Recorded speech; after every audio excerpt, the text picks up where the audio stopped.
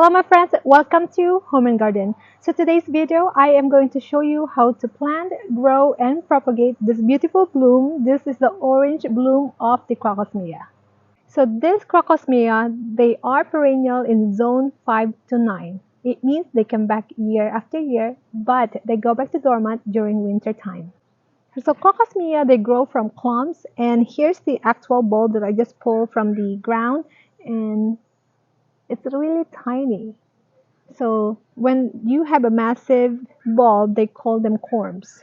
And they have, again, this sword-like foliage similar to gladiolas, and also some of the Irish, they have this kind of foliage as well. They can grow from 1.5 feet to 4 feet, and depending on the variety of Cocosmia. The flowers can be red, yellow, and orange. And the shape of the flower, before they bloom, they look like a trumpet. So they attract bees, hummingbirds, and butterflies. So what I love with this plant, I can plant them anywhere in the garden, front or backyard garden, because they are deer and rabbit resistant. So they are better if you plant them in mass corms or bulbs, and also you can plant them in the containers, but you need to make sure that they have a well drained and use a good quality of potting soil or mixed soil. Pick a location that they can receive 6 to 8 hours of full sun. You can also plant them in partial shade, but it may not flower as the one that exposed to full sun. And this Crocosmia, they bloom from mid to late summer. So this is my example of the Crocosmia that I planted on the partial shade area, and I do still see some blooms. These are the blooms, but some of the part of this plant, like here, there's no flowers.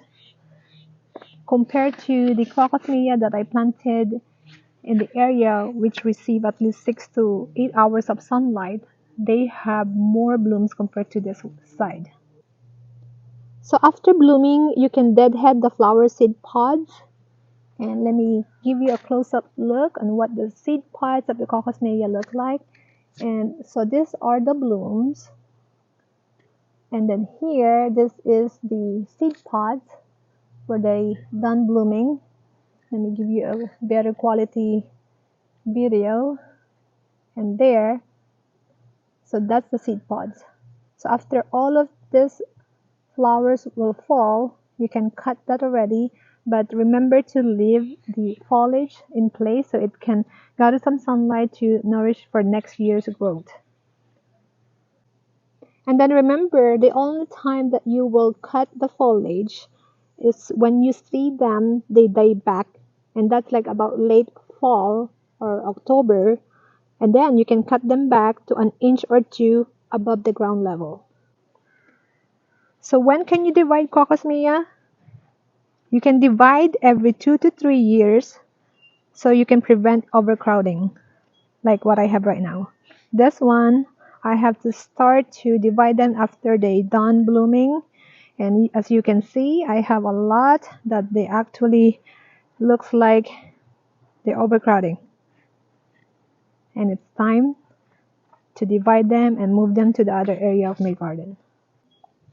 Let me show you an example of the Crocosmia that I propagate last year.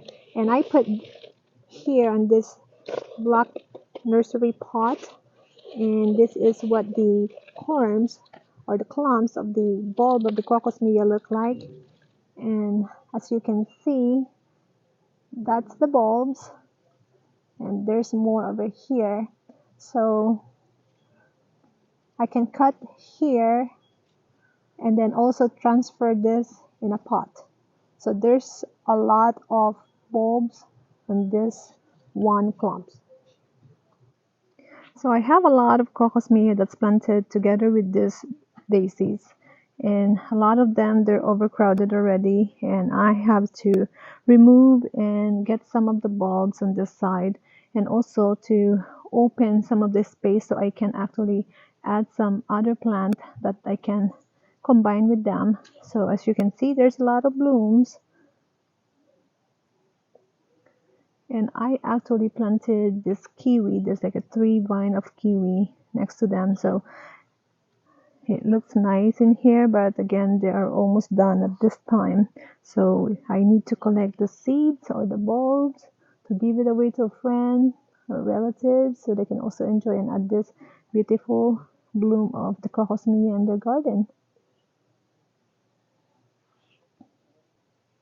When you plant your crocosmia again, you want to make sure that you have enough space and you have to divide them every 2 to 3 years so they don't have to be overcrowded like what happened on this side of my garden.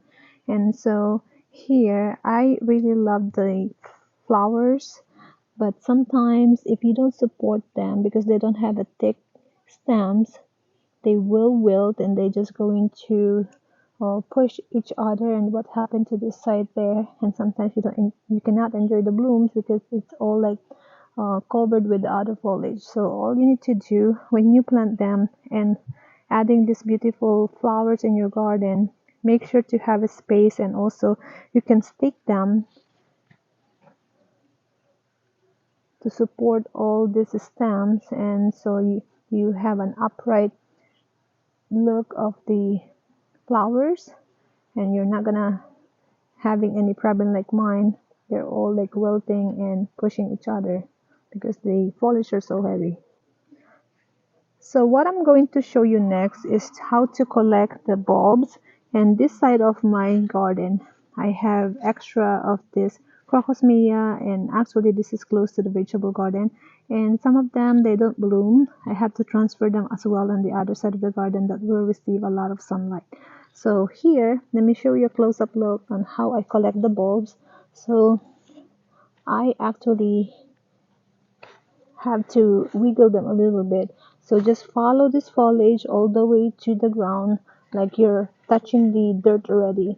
And then you wiggle this stem a little bit, and it's really easy to remove them. You don't need special tools on this. So like this one, I actually got 2 bulbs. See this one? This is actually the mature one, and this is the new bulb. So all you have to do is wiggle and they will come up so easily like this.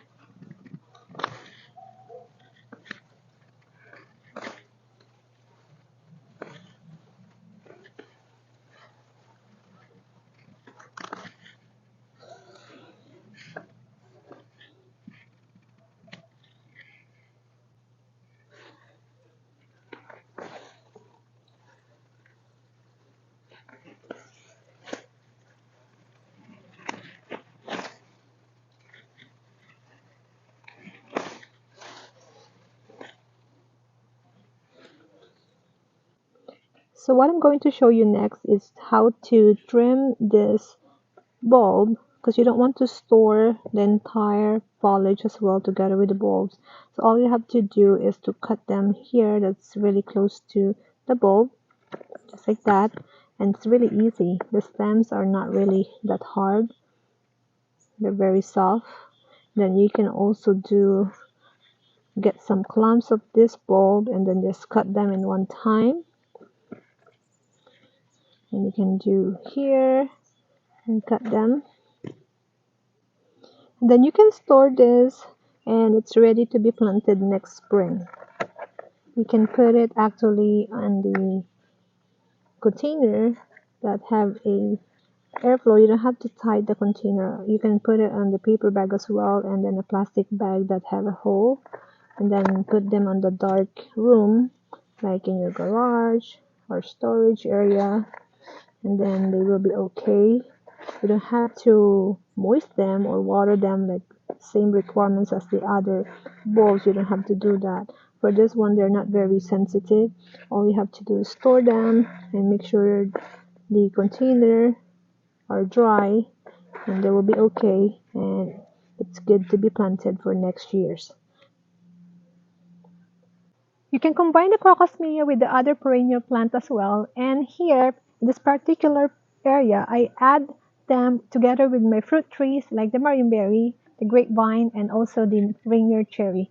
And here they receive at least 6 to 8 full sun. And actually, this side they receive partial sun, so they don't really bloom compared to this side.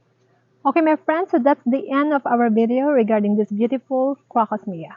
And I hope you remember all the tips that I give you on how to plant them, care, and propagate. And I'll see you in my next video. You take care.